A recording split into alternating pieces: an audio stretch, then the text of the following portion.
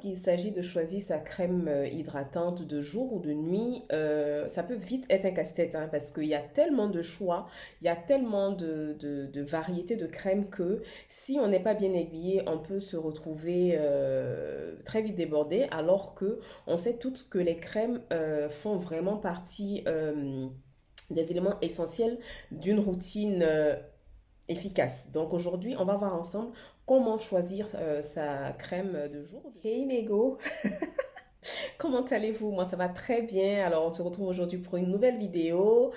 Bienvenue aux nouveaux. Installez-vous bien pour les anciens. Vous connaissez comment ça se passe dans la maison ici.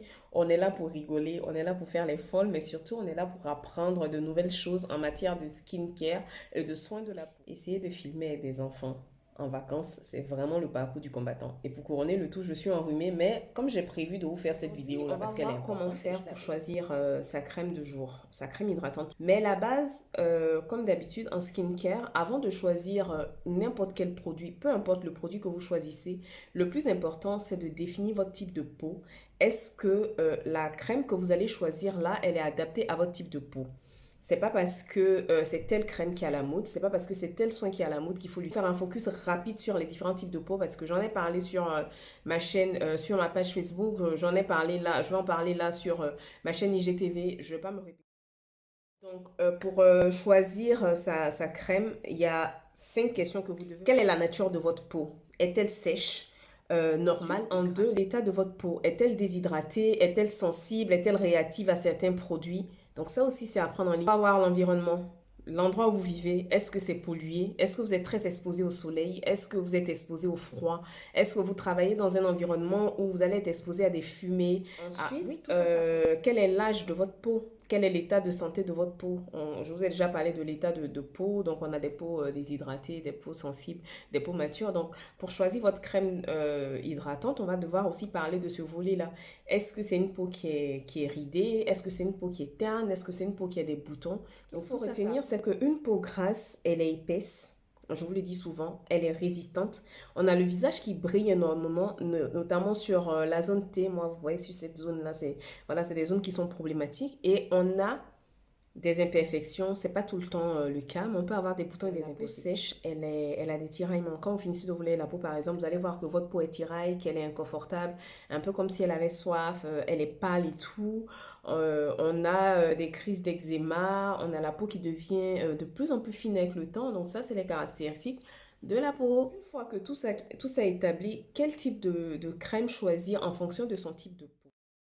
Pour la peau sèche, la crème idéale, c'est regarder l'ingrédient principal. En premier sur la liste d'ingrédients de votre crème que vous allez choisir, qu'est-ce qui vient en premier? C'est l'eau, parce que c'est l'eau qui apporte l'hydratation. Ensuite, une fois que vous allez voir qu'il y a de l'eau, il faut qu'il y ait des agents émollients tels que la glycérine, tels que le squalane, tels que des céramides. Pour finir, est-ce que dans la crème en question, il y a de l'huile? Ça aussi, c'est important. Donc, je récapitule. Pour une peau sèche, ce qu'on va regarder en premier ingrédient, c'est de l'eau. À combien de pourcentage elle est dosée en eau? Ensuite, on va regarder la présence d'agents émollients. Donc, glycérine, squalane, céramide. Alors, quand on a une peau déshydratée, on va aller aussi sur des ingrédients très nourrissants, très hydratant, donc l'eau toujours, mais on peut se focaliser aussi sur des crèmes qui ont dans leur composition de l'aloe vera, de la lantoïne, de la glycérine, de l'acide hyaluronique. Donc ça, ce sont des ingrédients que vous allez vraiment rechercher à chaque fois. Et vous allez voir que ce type de crème-là, on les nomme crème désaltérante, crème anti-soif. Donc c'est vraiment vers ce type de crème-là que vous allez partir pour des peaux. Alors pour les peaux sensibles, réactives et tout, on va faire attention. On va choisir des éléments pleins de douceur, des éléments apaisants. Donc on va aller sur de la camomille, on va aller aussi sur du cold cream qui est un agent très très nourrissant. On va aller sur du calendula parce que c'est un ingrédient qui a des vertus protectrices et apaisantes. Donc vous allez voir que des crèmes en général pour les peaux sensibles, c'est marqué dessus soins de jour apaisant, crème apaisante. Donc il faut vraiment se diriger vers des ingrédients qui vont être très apaisants. Quel type de crème on va choisir pour une peau mixte à grasse, pour une peau grasse, pour une peau à imperfection? On va aller plutôt sur des formulations hydratantes. Hydratante, pourquoi? Parce que plus votre peau est grasse, plus vous avez besoin de réguler votre production de sébum, vous avez besoin de rééquilibrer tout ça. Donc, comme je le dis souvent, c'est pas parce qu'une peau est mixte à grasse, c'est pas parce qu'une peau brille qu'elle n'a pas besoin d'hydratation. Donc, on a des soins matifiants, mais moi, je ne suis pas pour.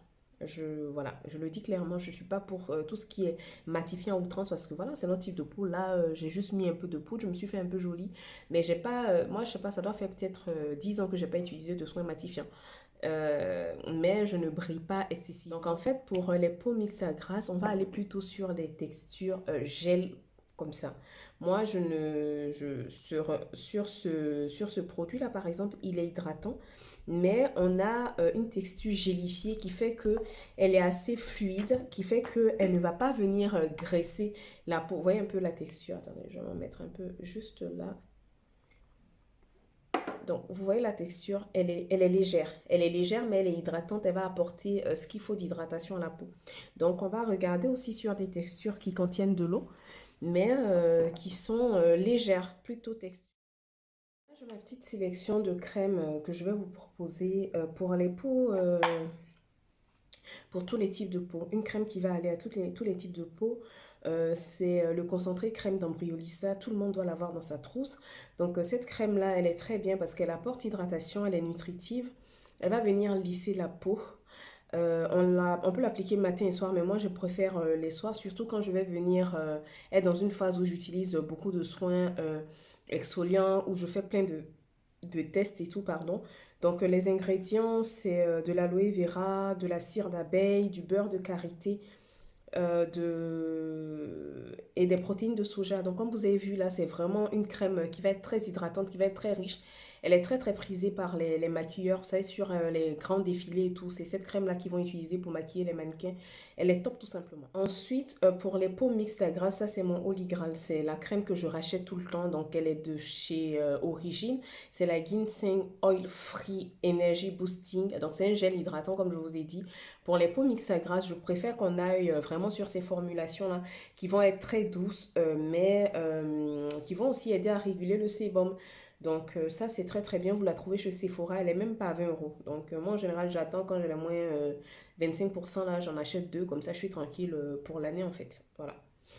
Et elle tient 24 mois. Hein, donc on n'a pas besoin d'appliquer à outrance. Les généreuses en proportion, là. Ensuite, pour terminer, voilà, focus rapidement sur des crèmes de nuit qui sont très bien. Pour celles qui ont les peaux déshydratées, qui ont les peaux qui sont en souffrance, les soirs privilégiés plutôt des masques de nuit. Vous allez me dire merci. Les masques de nuit sont très riches. Ils permettent de régénérer la peau, de la réconforter. Ils sont beaucoup plus riches en actifs que voilà, que les crèmes basiques de nuit ou de jour. Donc, moi, j'en ai deux que j'utilise beaucoup en ce moment. Donc ça, c'est la version Sika du baume, du masque de nuit de la neige que tout le monde connaît. C'est quelque chose, c'est un masque qui est voilà, mondialement connu. Mais moi, plutôt que d'utiliser la version bleu classique, j'aime Sika parce que c'est plus réparateur que ce masque de nuit là de la marque Huxley. Donc c'est une marque que j'aime beaucoup, même si on ne trouve pas partout. Mais ça, vous le trouvez sur le site Tonic 15, qui est un site qui est basé en Angleterre, qui vend des sons coréens. Donc j'adore ce masque de nuit là tout simplement parce qu'il est très très très très nourrissant. Le matin quand vous vous réveillez, vous avez la peau qui est rebondie, qui est pleine de santé. Donc je vais essayer de voir si on le trouve encore sur le site et je vais vous mettre le lien. Voilà, j'essaie de le trouver au prix le plus avantageux possible pour vous. Donc c'est la fin de cette vidéo. Je m'excuse parce que je nasille un peu, je suis enrhumée, oui. J'ai trouvé le moyen de me choper une crève en plein été, mais bon, c'est pas ça le plus important. Je vous remercie d'être de plus en plus nombreux, d'être de plus en plus actifs aussi sur la chaîne. N'hésitez pas à vous abonner, à laisser un pouce en l'air si vous avez appris quelque chose au cours de cette vidéo. Et puis je vous fais de gros gros bisous. Et on se retrouve pour la prochaine vidéo.